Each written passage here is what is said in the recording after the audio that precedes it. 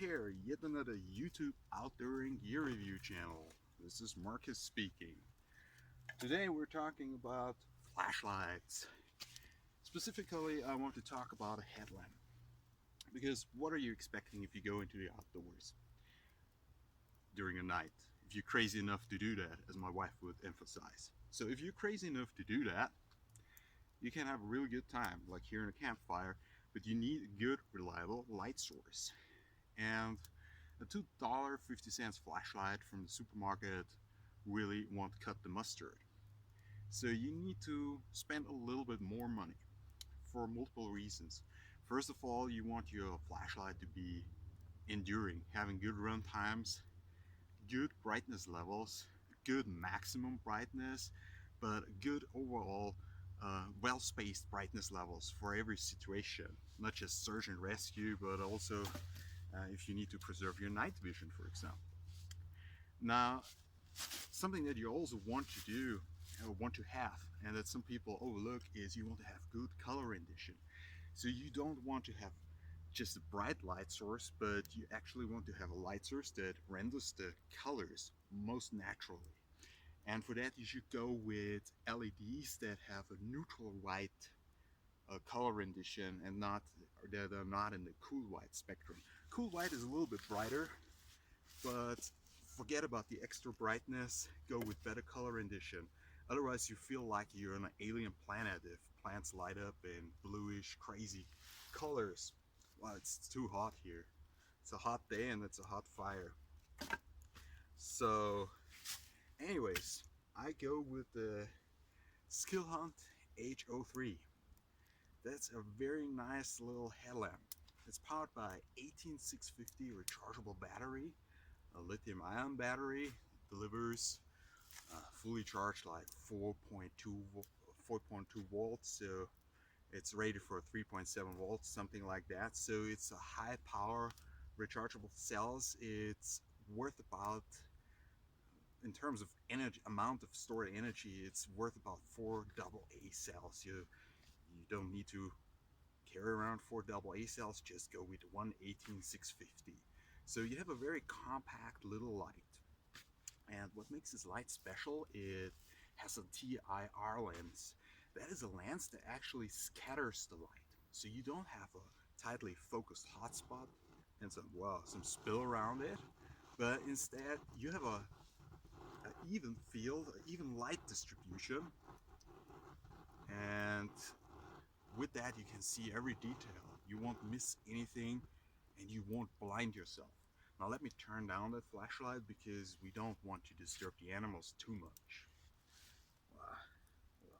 Smell like smoked bacon afterwards. Anyways, so with this flashlight, it goes all the way basically from 0.5 lumens, which is very low to preserve your light vision, as a low mode, like 1, 2, 3, 4, 5, 6, 7 lumens. It doesn't even matter. You have a mode for really every situation, and you have, this is turbo mode. This is the maximum mode, like 900 lumens with 2 CR123A batteries. Those are primary cells. You could get up to 1000 lumens, but who cares for that? It doesn't even matter.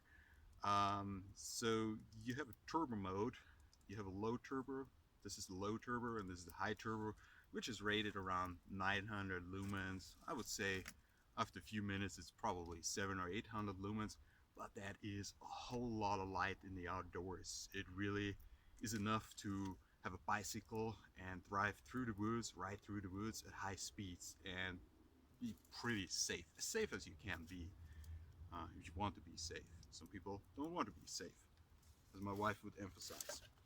Now, anyways, fire is going down a little bit. Need some additional food.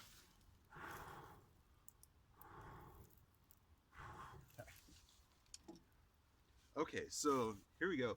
With this light, it's rated IPX8, so it's water resistant. You can take it underwater. I wouldn't do that for too deep or too long. It's shock resistant, so if you drop it from 1 meter to concrete, it should survive it. It feels pretty sturdy, and it should actually resist some wear and tear. Now, this light had a predecessor that I used for many months, the Skilhunt H02, which was, it pumped out pretty much the same amount of light, but had less MODIs.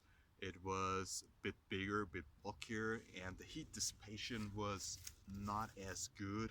So it needed longer time to dissipate the heat, and it ran at higher temperatures on max and turbo mode. So this is just way better. It also has a beacon mode. If you push the button constantly, like 1 second, 1.5 seconds. Okay, here's the beacon mode. It has this red blink light. So with the switch, it can run for weeks, so nothing to worry. You don't waste a whole lot of energy with that. Anyways, so this is the beacon mode. I would prefer bacon mode, and I wouldn't have to go to McDonald's constantly and could stay in the woods indefinitely. But it doesn't have a bacon mode, it has a beacon mode instead. I have to talk with the manufacturer about that. So anyways, you have those low modes that preserve night vision. You have 900 lumens that really light up the woods.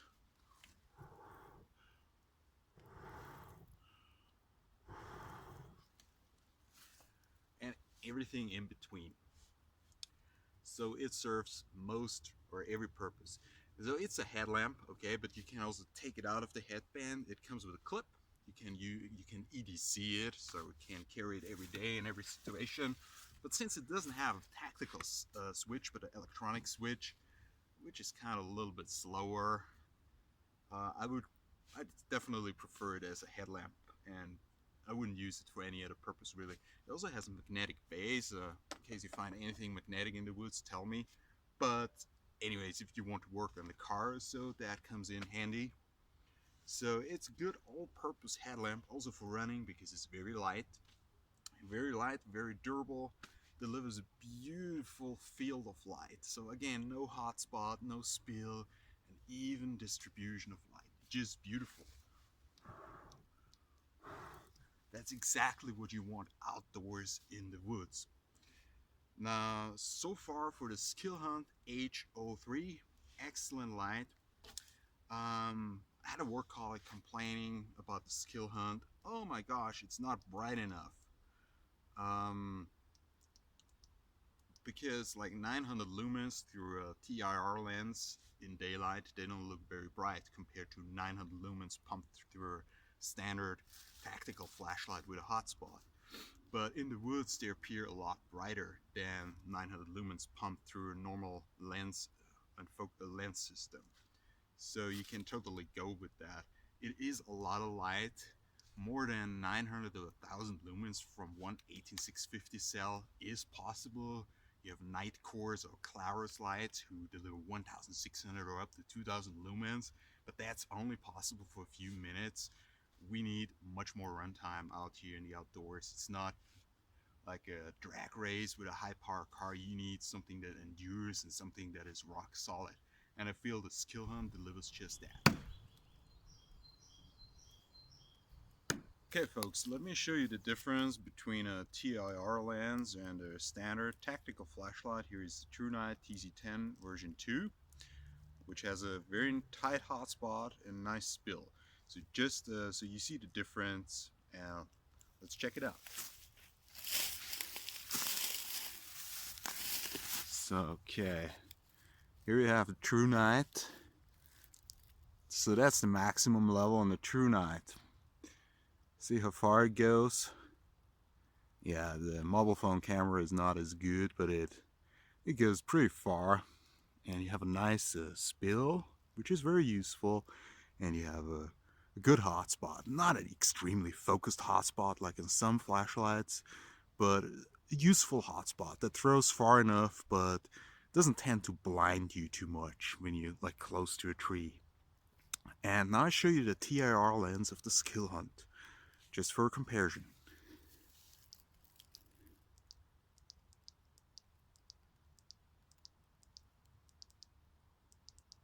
So this is the maximum mode on the Skilhunt.